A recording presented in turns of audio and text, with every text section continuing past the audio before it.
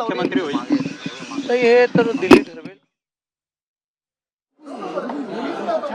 तर आपण पाहतो युगेंद्र पवार आता मतदान करण्यासाठी आलेले आहेत. युगेंद्र पवार यांच्या आधीच अजित पवारांनी सुद्धा मतदान केलेलं आहे.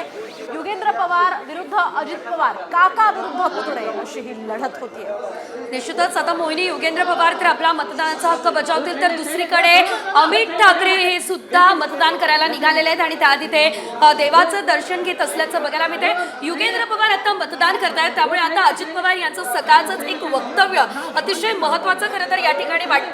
महायुतीलाच या ठिकाणी बहुमत मिळणार आणि त्यावेळेस मुख्यमंत्री पदाचा निर्णय आम्ही तुम्हाला विचारून, अर्थातच प्रसार माध्यमांना विचारून घेऊ, असं एक मिश्किल विधान खरं तर अजित पवार यांनी केलेलं होतं. त्यामुळे अजित पवार पुन्हा एकदा मुख्यमंत्री पदाच्या शर्यतीत असणार का याची देखील उत्सुकता आता नागरिकांना लागली. अगदी नक्कीच सेजल, आपण जर पाहिलं तर अजित पवार यांनी आणखीन एक महत्त्वाचं विधान केलेलं आहे. ज्यावेळी माध्यमांनी त्यांना विचारलं, आपण पाहतोय सुप्रिया सुळे या सुद्धा आता मतदान करण्यासाठी पोहोचलेल्या आहेत. मतदान केंद्रावर त्या पोहोचलेल्या आहेत आणि सुप्रिया सुळे यांनी खरं तर युगेंद्र पवारांसाठी संपूर्ण आपली ताकद पणाला लावलेली होती. युगेंद्र पवारांसाठी त्यांनी सभा घेतल्या, भाषणं केली. यासोबतच अजित पवार यांच्यावर सुद्धा त्या या पहिल्यांदाच आक्रमक झालेल्या पाहायला मिळाल्या. पहिल्यांदाच अजित पवारांसंदर्भात सुप्रिया सुळेंनी आक्रमक पवित्रा घेत इथे टीका केली. मोहिनी, आपण ही दृश्य पाहतोय. आता युगेंद्र पवार यांनी तर आपला मतदानाचा हक्क बजावलाय, त्यांच्यासोबत त्यांचं कुटुंब सुद्धा उपस्थित असल्याचं आपल्याला बघायला मिळतंय. तर दुसरीकडे सर्वात महत्त्वाची दृश्य ती म्हणजे मुंबईमधला अतिशय महत्त्वाचा मतदारसंघ माहीम या मतदारसंघाला मानला जातो, कारण या ठिकाणी मोठ्या प्रमाणात मराठी आणि मुस्लिम बहुल सुद्धा मतदार आहेत. मात्र ही दृश्य आपण बारामतीमधून थेट बघूयात. सुप्रिया सुळे आपला मतदानाचा हक्क बजावतायत. आपण पाहतोय सुप्रिया सुळे यांनी मतदान केलेलं आहे. दुसरीकडे युगेंद्र पवार यांनी सुद्धा आपला मतदानाचा हक्क बजावलेला आहे. युगेंद्र पवार अगदी सहकुटुंब या ठिकाणी मतदानासाठी आलेले आहेत. त्यांच्या परिवारानं सुद्धा इथे मतदानाचा हक्क बजावल्याचं आपण पाहू शकतोय.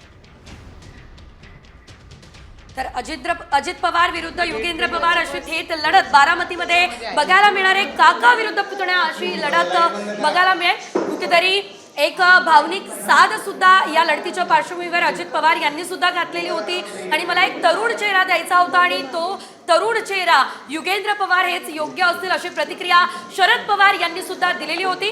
शरद पवार यांनी आपली पूर्ण ताकद पणाला लावलेली होती आणि युगेंद्र पवार यांच्यासाठी त्यांनी प्रचार केलेला होता आणि आता युगेंद्र पवार हे आपला मतदानाचा हक्क बजावताय. स्वतः सुप्रिया सुळे या सुद्धा मतदान करण्यासाठी आता मतदान केंद्रामध्ये दाखल झालेल्या आहेत. बारामतीमध्ये सुप्रिया सुळे या आपला मतदानाचा हक्क बजावतायत. अगदीच आपण पाहतोय सेजल, सुप्रिया सुळे या मतदान जरी करत असल्या तरी सुद्धा आज पहिल्याच या मतदानाच्या टप्प्याच्या सुरुवातीला त्यांच्यावर बिटकॉइन संदर्भातले काही आरोप करण्यात आले आणि विशेष म्हणजे अजित पवारांनी सुद्धा या आरोपांना दुजोरा दिलाय. त्यामुळे निवडणुकीच्या पार्श्वभूमीवर अशा प्रकारे या ठिकाणी राजकारण केलं जात असल्याचा सुद्धा आरोप होतोय.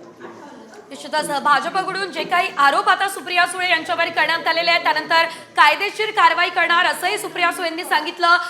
अगदी पहाटेच सुप्रिया सुळे यांचं एक सूचक ट्विट सुद्धा समोर आलेलं होतं आणि अशा प्रकारचे आरोप आम्हाला अपेक्षितच आहेत असं विधान सुप्रिया सुळे यांनी केलेलं आहे. त्यामुळे आता सुप्रिया सुळे यांची देखील पुढची भूमिका अतिशय महत्त्वाची खरं तर ठरणार आहे. अगदी सुप्रिया सुळे आता मतदान करण्यासाठी आलेले आहेत आणि त्या रांगेत उभ्या असलेल्या आपल्याला दिसत आहेत. रेवती सुळे या सुद्धा या ठिकाणी आलेल्या आहेत. रेवती सुळे यांनी खरं तर यंदा निवडणुकीच्या पार्श्वभूमीवर अतिशय महत्त्वाची जबाबदारी प्रचाराच्या हाती घेतलेली होती. त्यांनी युगेंद्र पवारांचा प्रचार केलेला आहे. लोकसभेच्या वेळी सुद्धा त्यांनी सुप्रिया सुळेंचा प्रचार केलेला आहे. त्यामुळे हे नवं नेतृत्व खरं तर बारामतीच्या आणि एकूणच महाराष्ट्राच्या या राजकारणामध्ये येऊ पाहतंय का असाही एक सवाल निर्माण होतोय. कारण रेवती सुळे या सुद्धा प्रचाराच्या मैदानात चांगल्याच पाहायला मिळतात. निश्चितच आता ही दृश्य आपण बघतोय. अमित ठाकरे हे आपला मतदानाचा हक्क बजावण्यासाठी निघालेले आहेत. खरं तर जसं मोहिनी आपण बघितलं बारामतीमध्ये युगेंद्र पवार यांच्यासोबत रेवती सुळे आपल्याला दिसल्या. त्याच प्रकारे माहीम मतदारसंघामध्ये अमित ठाकरेंसोबत प्रत्येक वेळी त्यांच्या पत्नी या आपल्याला बघायला मिळालेल्या आहेत.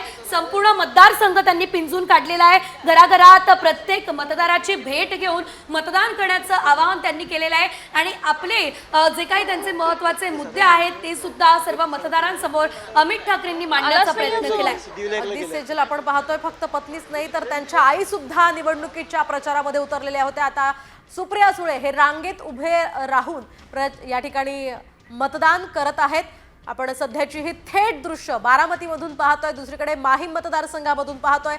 दोन हे जे तरुण उमेदवार आहेत, युगेंद्र पवार आणि अमित ठाकरे यांच्या निवडणुकीच्या निकालाकडे खरं तर अवघ्या महाराष्ट्राचं लक्ष लागलेलं आहे, कारण पहिल्यांदाच हे दोघं आपलं नशीब आजमावतायत आणि या निवडणुकीच्या पार्श्वभूमीवर जनता त्यांना कशा प्रकारे साथ देते ते पाहणं अतिशय औत्सुक्याचं आहे। निश्चितच